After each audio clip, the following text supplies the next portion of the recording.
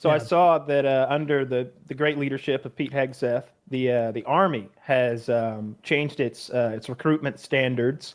There is now no longer a like male bar and female bar. There's just a physical capability bar. It's X amount of push-ups, and there's like a run, drag, sprint thing they do, and they plank and stuff. But they just made it one bar for men and women. They're close, do they have parking on that bar? According to me. What? Do they have parking a car? Oh, the math I don't know why section's they don't gonna make be it a lot by out. job.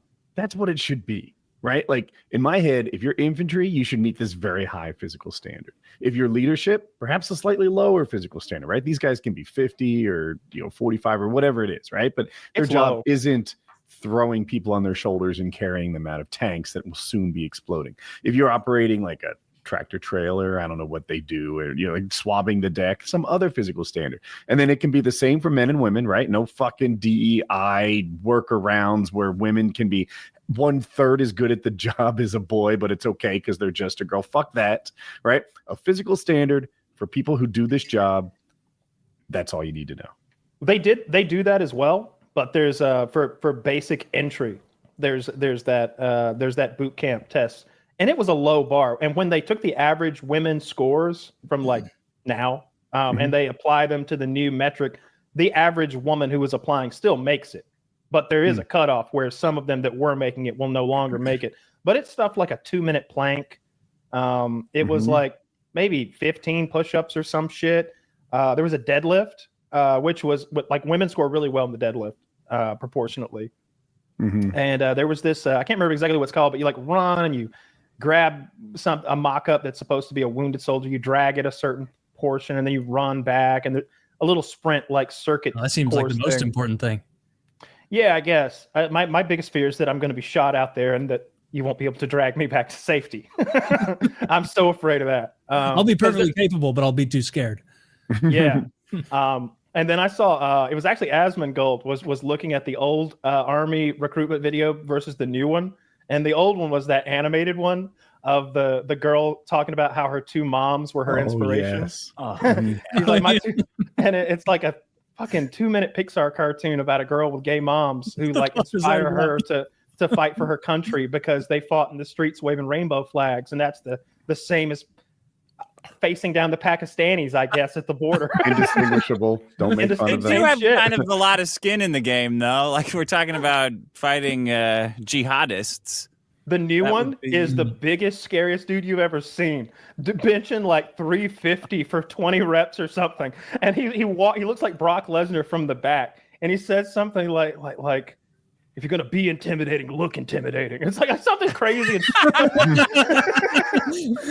Like something like that. And there's like a 30-second commercial of just a giant hulk of a man getting stronger than he was before. If you're going to be intimidating, Army, it's not for gays anymore. And then Hegseth gave a speech yesterday. I sent it to you where he's like, we want members who are fit, not fat. Not shabby or flabby. Like he went on a whole rant. Yeah. And then it's like, come on, dude. You're talking about leadership roles here. He was specifically talking about like everybody. Like, I don't want any fatties like commanding troops. I don't want any fatties behind desks, is what it sounded like to me. And then like Trump is not the picture of health. Okay. It was funny. They extrapolated the numbers his doctor gave, and he's like a top 0.1% athlete, something crazy like, dude, those are like Kim Jong-un doesn't poop level of lies about his weight and athleticism. And height. Yeah. The weight is the absurd one. He's like 220. When? I think he adds 3 inches. No, he's taller than me. Trump. Did you meet him? Yeah. So 4. I met him. Was he wearing high heels? He might have been walking. He wears on high some heels a lot. Mexicans. I didn't check. It was at I was at one of his first rallies. I was in right away. I was like, I've got order number like 3,000 off of his site for that stupid hat that he started selling. So I took the hat to his one of his first political rallies on like the USS Indianapolis down in Long Beach. I brought my hat. I brought my Sharpie. And after he's done, I was like, all right, this is as good as it's gonna get. I'm gonna get him to sign the hat, right? So I see him walking around the platform, like the dais or whatever it is that he's giving the speech from. And he's got this mob of people following him. And I'm like, no way. I don't want to fight that mob. I'm going to use my brains. So I get on the far side of the platform and really hook in there, right? Like, get a nice pyramid stance, get a nice spread leg stance. Mm-hmm. And all the reporters and stuff come over. And I'm like, bracing myself against them, right? Because Trump's coming around. And I'm like, and they're kind of deflecting off of me. Like, it's like a tidal wave, right?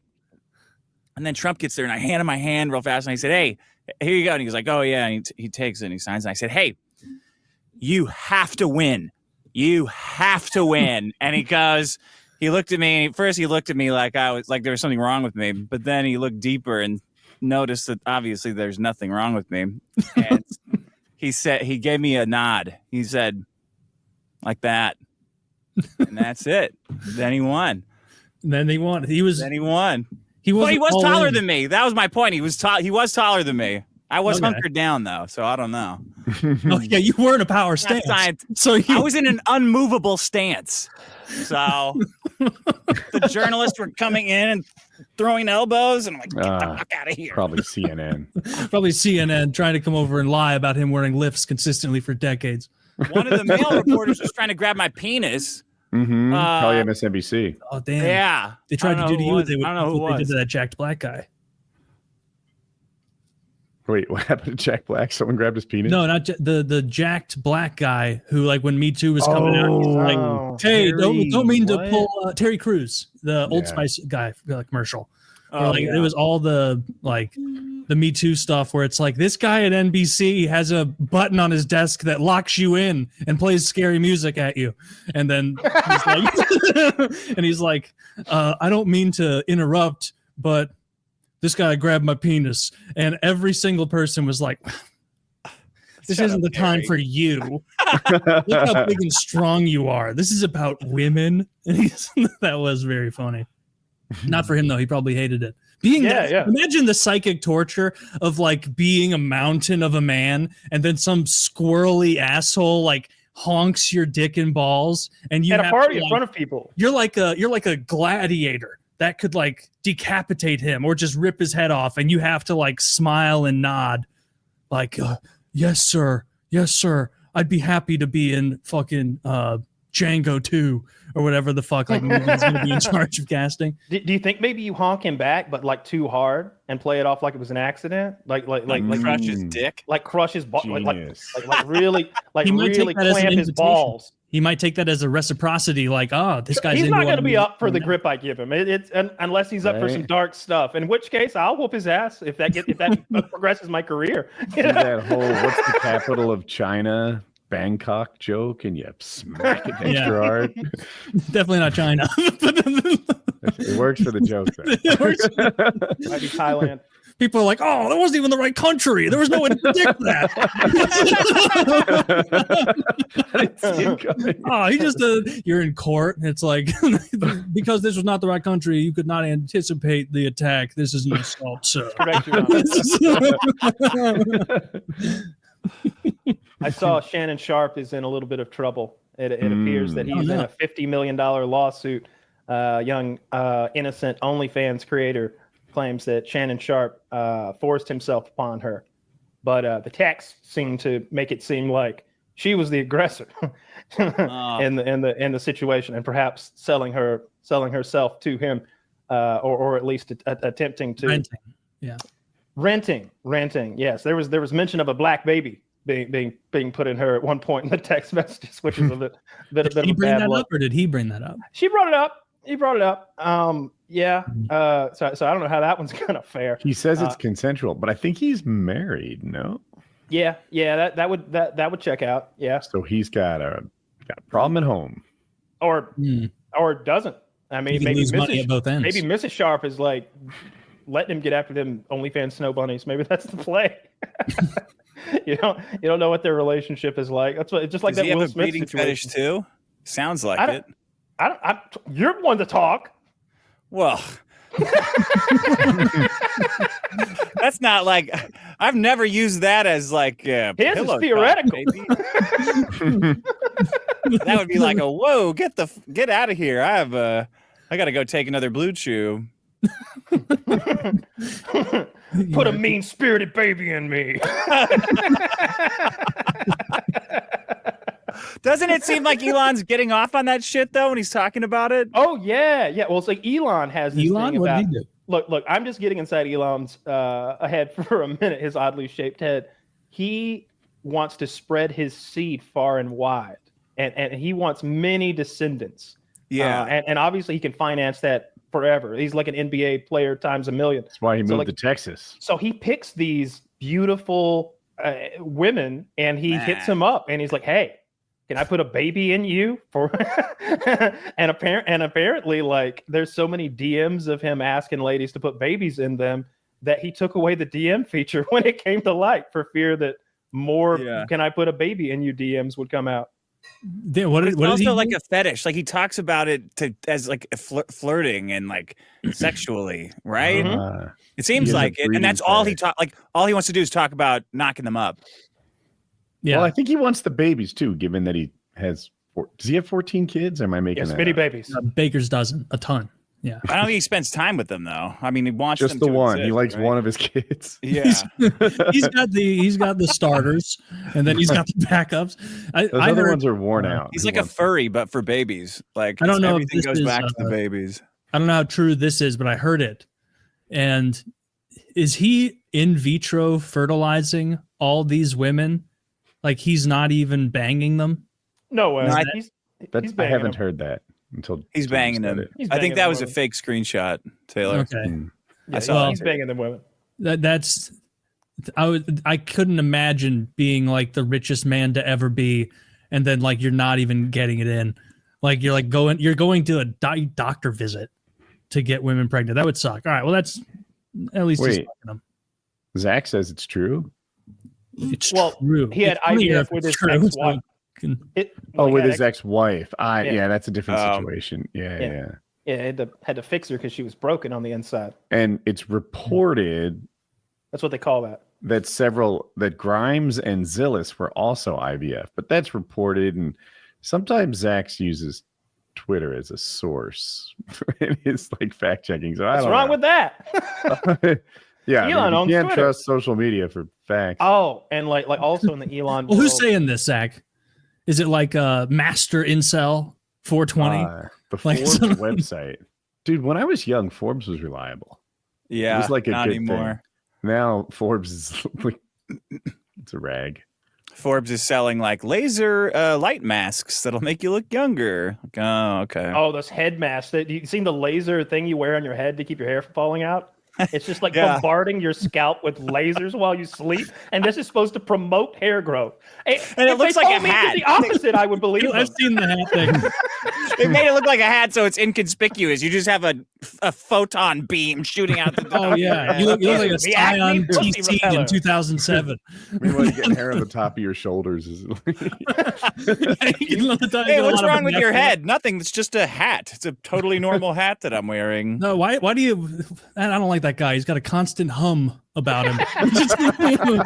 A low buzz. I don't like being around this dude. If you added a CPAP to the mask, you would look like a Robo-Man when you went to bed. You would look like you're on life support. That's a sexy look. You put those two together. Lady, get off me. I need sleep. And plus, if you're bald, you've already fixed it by putting the hat on. It's already covered. Like you're already halfway there. You're all the way there. Dude, one of the worst looks in the world to me is the bald guy who wears a hat all the time.